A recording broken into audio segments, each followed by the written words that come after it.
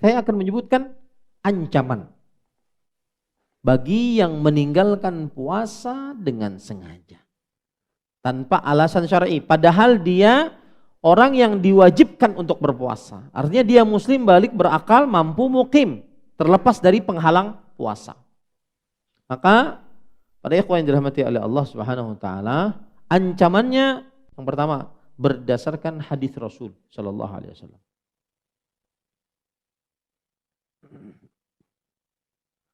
Yang pertama yaitu berdasarkan hadis Rasulullah sallallahu alaihi wasallam. Diancam di alam barzakh sampai hari kiamat. Diancam, disiksa di alam barzakh sampai hari kiamat. Sebagaimana dalam hadis riwayat Imam Ibnu Khuzaimah dan Imam Ibnu Hibban dari sahabat Nabi Abu Umamah Al-Bahili radhiyallahu anhu. Beliau bercerita, sami'tu Rasulullah sallallahu alaihi wasallam yaqul, aku telah mendengar Rasulullah sallallahu alaihi wasallam bersabda, bainama ana naimun id atani rajulan fa akhadha bi dhaba'i. Yang artinya ketika aku sedang tidur, ini berarti mimpi Nabi Muhammad sallallahu alaihi wasallam. Dan mimpi seorang nabi adalah hak, benar, wahyu. Ketika aku sedang tidur, datang dua orang, kemudian keduanya membawa dhaba'. Dhaba'ku ini ya, otot. Jadi diangkat. Fa'ataya bi jabalan wa'ira. Maka keduanya membawaku ke gunung yang sangat tinggi. Faqala is'ad. Lalu kedua-duanya berkata, dakilah gunung tersebut. Faqultu inni la utiquh. Aku tidak sanggup, kata Rasulullah sallallahu alaihi wasallam. Lalu dua orang tersebut mengatakan, inna sanusahhiluhu lak. Kami akan memudahkan engkau. Fasa'idtu hatta idza kuntu fi sawa'il jabal. Lalu aku pun mendaki gunung tersebut sampai ketika aku sampai puncaknya, idza bi aswatin syadidah.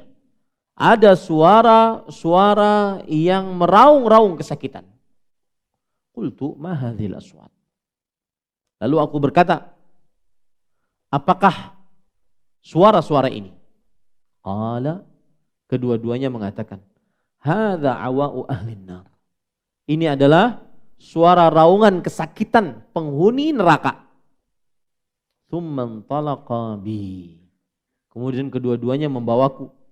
Fa idza ana biqaumin mu'alliqina bi'araqibihim musyaqqaqatan ashdaqihim tasilu ashdaquhum dama. Lalu aku melihat orang-orang yang tergantung dengan urqub mereka. Urqub adalah tulang di atas tumit. Jadi mereka digantung di kaki mereka. Kepalanya di bawah otomatis. Digantung pada urqub mereka. Musyaqqaqatan ashdaquhum. Dan ujung bibir kanan, ujung bibir kiri mereka ditarik juga ke atas. Maka ujung-ujung bibir tersebut mengalir darah begitu derasnya. Jadi antum bayangkan kaki, kemudian setelah itu mulutnya ditarik, mulutnya ditarik sampai ke kaki tadi. Lalu Rasulullah sallallahu alaihi wasallam bertanya, "Man haula?" Maka kedua-duanya menjawab, "Haula illadzina yuftiruna qabla tahillata shaumihim." Mereka lah orang-orang yang berbuka sebelum halal waktu berbuka mereka. Imam Al-Albani rahimahullahu taala mengatakan, "Hadhihi 'uqubatu man sama thumma aftar 'amdan qabla hululi waqtil iftar." Ini ancaman siksa bagi siapa yang berpuasa kemudian dia berbuka dengan sengaja sebelum halal waktu berbuka. Fa kaifa yakunu halu man la yasumu aslan? Lalu bagaimanakah nasib orang yang tidak berpuasa memang dari pertamanya tidak puasa? Yang puasa berbuka pada tidak waktunya saja begitu sisanya. Bagaimana yang tidak berpuasa sama sekali? Ini ancaman siksa yang pertama. Ancaman siksa yang kedua, sebutkan dalam hadis riwayat Imam Abu Ya'la dalam kitabnya Al-Musnad dari Abdullah bin Abbas radhiyallahu anhu. Nabi Muhammad sallallahu alaihi wasallam bersabda, "Ural Islam wa qawaiduddin thalathatun." Tali kekang Islam dan pondasi agama ada 3. Alaihinna ussisal Islamu. Di atas 3 tersebut dibangun Islam. Man taraka wahidatan minhunna fahuwa kafirun halalad dam. Siapa yang meninggalkan salah satu dari 3 tersebut maka dia kafir, halal darahnya diteteskan. Yang pertama, syahadati an la ilaha illallah. Syahadat la ilaha illallah. Siapa yang tidak bersyahadat, halal darahnya, kafir. Wassalah al-maktubah, salat 5 waktu yang wajib. Wasaumu Ramadan, dan berpuasa pada bulan Ramadan. Hadis ini disahihkan oleh Imam Az-Zahabi, dihasankan oleh Imam Al-Haythami dalam kitabnya Majma'uz Zawaj, dan juga Imam Al-Munzir dalam kitab At-Targhib wa Tarhib, tetapi dilemahkan oleh Imam Albani rahimahullah. Tapi jadi dalil sebagai pengetahuan bahwa puasa itu berat, boleh saja. Puasa itu sangat berat untuk ditinggalkan. Makanya Imam Az-Zahabi rahimahullahu ta'ala di dalam kitab Al-Kabair, dosa-dosa besar, beliau mengatakan, wa indal mu'minina muqarrarun, menurut orang-orang beriman telah ditetapkan, anna man taraka sawma ramadhana bila maradhin wala gharadhin annahu syarrun minaz zani wa mudminil khamr bal yashukkuna fi islamih wa yadhunnuna bihi zandaqata wal inhilal. Menurut orang-orang beriman telah ditetapkan bahwa barang siapa yang meninggalkan puasa Ramadan tanpa karena sakit atau karena alasan apapun yang membolehkan akan hal itu, bahwa dia lebih buruk daripada seorang pezina, lebih buruk daripada seorang peminum minuman keras yang kecanduan. Bahkan para ulama meragukan tentang keislamannya dan mengira dia adalah seorang yang zindiq dan juga ateis. Hati-hati para ikhwah. Lihat saudara kita masing-masing yang masih tidak berpuasa Ramadan. Tugas kita masing-masing yang sudah belajar untuk mendakwahi mereka. Dari mulai anak, istri, cucu, orang tua, kakak, adik, paman, bibi, saudara, keponakan. Hati-hati. Tidak sembarangan meninggalkan puasa Ramadan. Lihat lagi perkataan Syekhul Islam Ibnu Taimiyah rahimahullah. Man aftara 'amidan bighairi 'udhrin kana tafituhu laha minal kaba'ir. Barang siapa yang berbuka puasa dengan sengaja tanpa ada alasan, maka peremehannya terhadap puasa Ramadan tersebut termasuk dosa besar.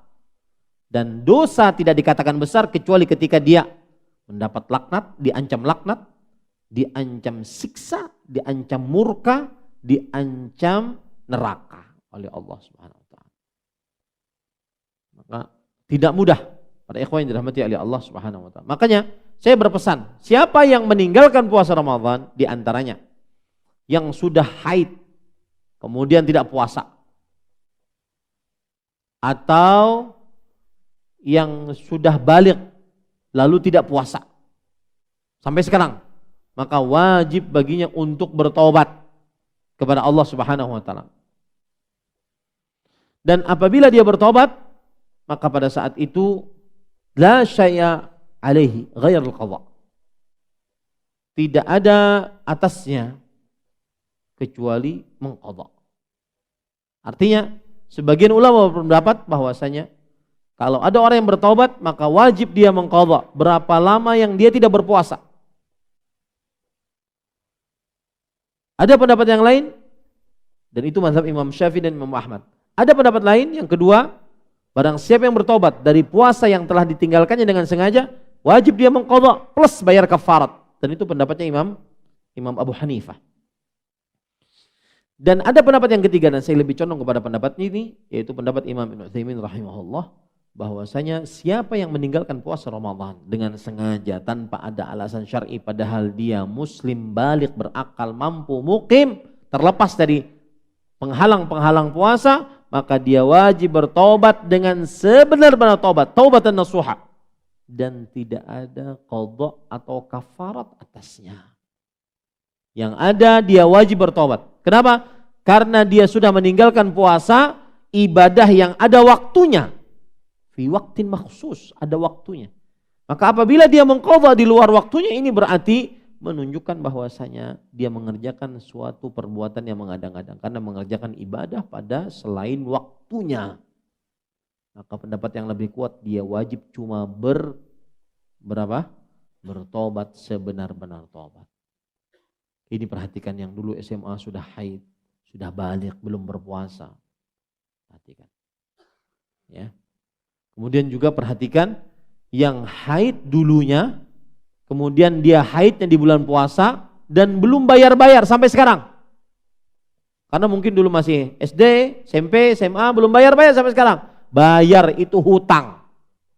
Beda dengan kasus tadi. Itu hutang. Ya, fadainullah haqqu an tuqda. Hutang kepada Allah lebih wajib untuk dibayar. Maka kalau seandainya ada orang haid yang belum bayar atas puasanya, maka dia wajib mengqadhanya. Ustaz, sudah kada ingat saya. Sudah terlalu lama SMP saya haid, maka selama itu saya belum pernah mengqadha. Maka wajib dihitung semampu dia. Wajib dihitung. Wajib dihitung maksudnya semampu dia, maksudnya semampunya menghitung, bukan semampunya mengqadha. Nyaman aja. Ya, semampunya menghitung, habis itu dia qadha.